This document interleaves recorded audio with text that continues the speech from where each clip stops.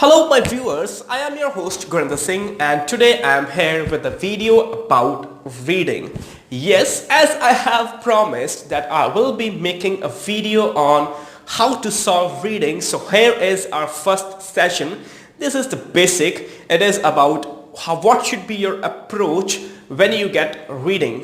Okay आपकी approach क्या होनी चाहिए जब आपको सबसे पहले रीडिंग शीट मिलती है in the examination hall. Okay so before starting my video, I want to request you that please do not forget to subscribe and share it with your friends as much you can, because I can assure you that it will definitely solve 50% of your problem.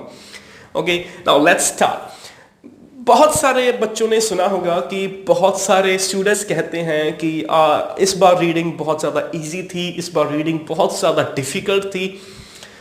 तो इसी वजह से बहुत सारे बच्चे मुझसे भी पूछते हैं कि सर कौन सी डेट लेनी चाहिए हमें, कौन सी डेट पर जो रीडिंग टेस्ट है वो इजी होगा या लिसनिंग टेस्ट इजी होगा. So I want to clear that it is just a myth. कोई भी रीडिंग इजी या डिफिकल्ट या लिसनिंग इजी या डिफिकल्ट नहीं होती, बिकॉज उनका किसी से के साथ कोई बैर नहीं है कि ये पर्टिकुलर बच्चा आज भर रहा है एग्जाम तो हमें आज रीडिंग डिफिकल्ट डालनी है. ठीक है, सिर्फ एक ही लेवल होता है. It just depends upon the capability.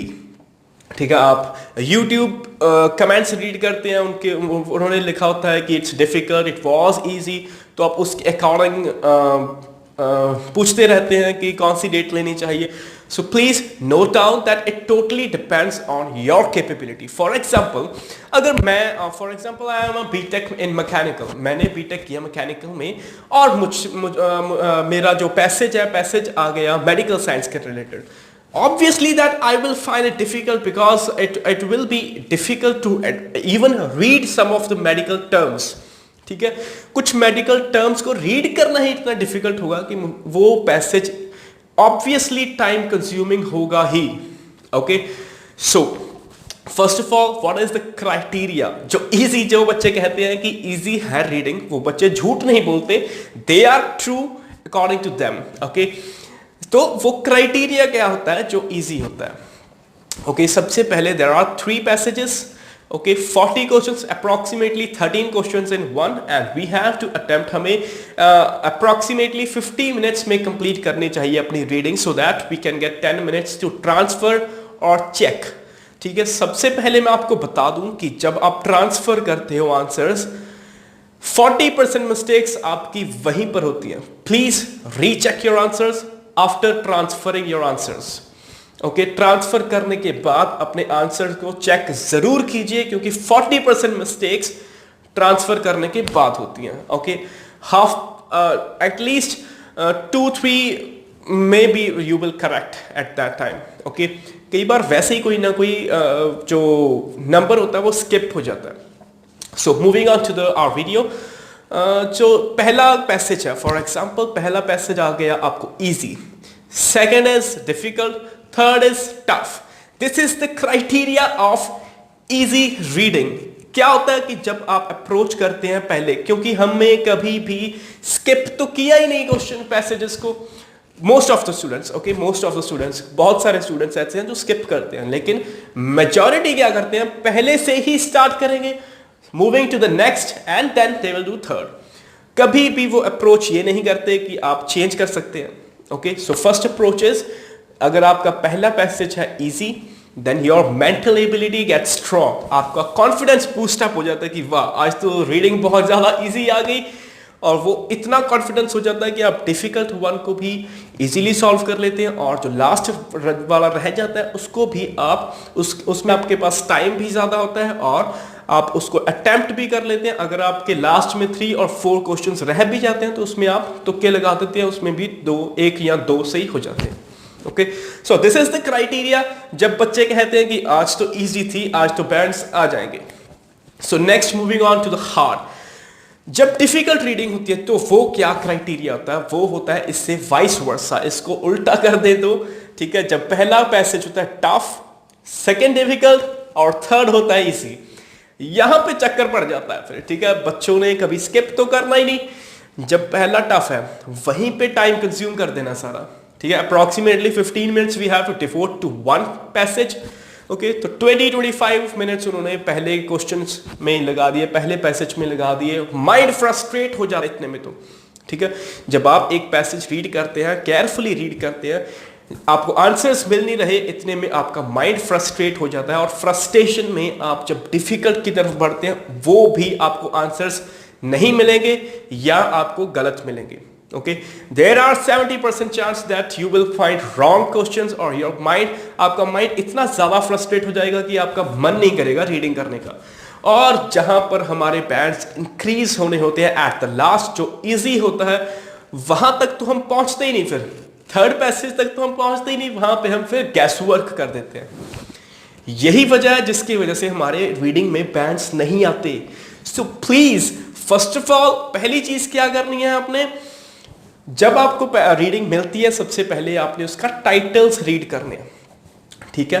Titles read करो, आप देखो कि आपके बस में है या नहीं है। Okay, I can say that because कुछ टर्म्स ऐसी होती हैं जो आपने कभी सुनी भी नहीं होती, वो पैसेज आपको लास्ट में करना चाहिए। सो प्लीज ये चीज को अटेम्प्ट करके जरूर देखिएगा, फिर मुझे कमेंट कीजिएगा कि आपको ये वीडियो बेनिफिशियल लगी या नहीं। टाइटल्स रीड करने हैं, जब आप टाइटल्स रीड करोगे you have to go from 1 to 3, तीनों पैसेजेस के टाइटल रीड करो, ठीक है। एनालाइज करो कि कौन सा इजी है कौन सा टफ है आपके according, not according to the others, okay, according to you. जिस चीज में आपका ज्यादा, तीनों पैसेज अलग अलग होंगे, ऐसा नहीं होगा कि तीनों पैसेजेस मेडिकल टर्म्स से रिलेटेड ही होंगे, ठीक है। It all will be different. अगर आप पहला फॉर एग्जांपल मेडिकल से related, second will be on medical animals, third will be on something else like environment, okay. And बहुत सारे स्टूडेंट्स कहते हैं कि सर हमारा इंटरेस्ट नहीं बनता, ठीक है। इंटरेस्ट आप बनाइए, क्योंकि जो भी आपको रीडिंग्स दी जाती हैं, बहुत अच्छे जो ऑथर्स होते हैं, जो रिसर्चर्स होते हैं, उनकी थीसिस होती हैं बहुत ज्यादा अच्छी होती हैं। हम स्पीकिंग में बहुत ज्यादा ऐसा कुछ बोलते हैं जो फेक होता है, लेकिन यहाँ पे आपको रीडिंग्स ऐसी मिलती हैं जो बिल्कुल रियल होती हैं, ये बहुत ज्यादा नॉलेजेबल होती हैं। आप जो बच्चे ज़्यादातर न्यूज़पेपर्स नहीं पढ़ रहे हैं आजकल, लेकिन जो बच्चे न्यूज़पेपर पढ़ रहे हैं उससे ज़्यादा नॉलेज आपको रीडिंग पढ़ के मिल जाती है, if you are reading with understanding, okay. Titles read करने हैं, टाइटल्स रीड करने के बाद सबसे पहले हमें देखना है कि हमें कौन सा पैसेज करना चाहिए, जो आपको इजी लगता है, you can go with that, okay. Secondly आपको क्या करना है, आपने पैसेजेस रीड कर ले, फिर स्टार्ट किया, फिर next, for suppose you start with the second then third. अगर आपको पहला सबसे ज्यादा डिफिकल्ट लगता है, you can go at last, okay. You can skip the passages and at last you will get some time, at that time you can do that, or you can do guesswork even if you want. I do not prefer that you do guesswork. If you will go with this approach, your reading will be completed on time, I can guarantee that, okay. कई बार ऐसा होता है कि किसी passage की title given नहीं होता, तो उसका लास्ट क्वेश्चन 100% यही होता है कि what should be the title of this passage. Okay, so we will later on see that how we have to cover that. Okay, so first this was how should be your approach, and please there are 3 steps. First of all, analyze, okay, then you have to complete step by step, okay, and at last after transferring your answers, do not forget to check, because 40% mistakes happen after transferring your answers.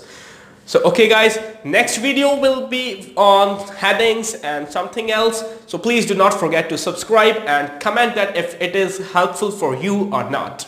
Thank you.